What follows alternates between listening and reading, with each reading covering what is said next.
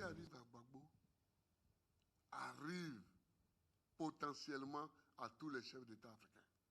Nous sommes déterminés à réinstaller le président Bazoum dans ses fonctions de président démocratiquement élu de la République du Niger. Ce qui arrive à Gbagbo arrive potentiellement à tous les chefs d'État africains.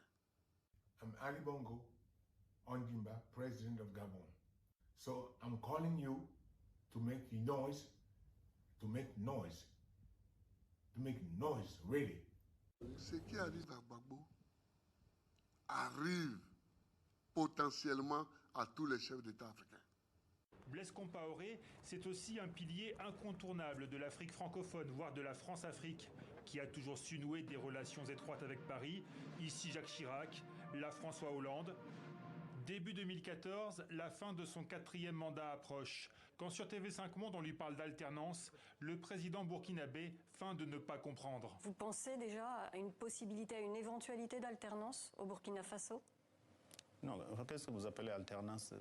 Blaise Compaoré veut rempiler pour un 5e mandat. Mais dans la rue, malgré la répression, syndicats et étudiants réclament le changement. Le 30 octobre, le Parlement brûle. Le 31, le président est exfiltré par l'armée française. La fin d'un règne de 27 ans et le début d'un long exil jusqu'à aujourd'hui.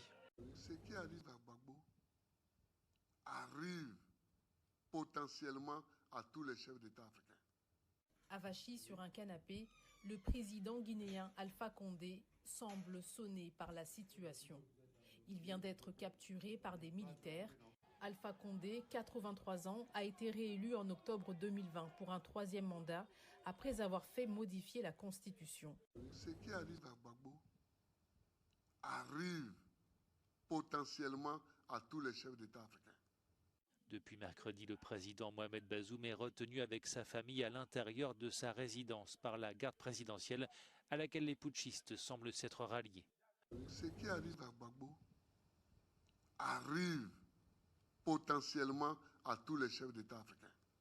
Voilà les images que les Maliens ont découvertes au petit matin à la télévision. Des militaires en uniforme leur expliquant qu'ils viennent de prendre le pouvoir et leur demandant de garder leur calme. Aucune information n'a en revanche été donnée sur le président Amadou Toumani Touré. Les militaires ont promis la mise en place d'un gouvernement d'union nationale. Ce coup d'État intervient alors que des élections étaient prévues le 29 avril.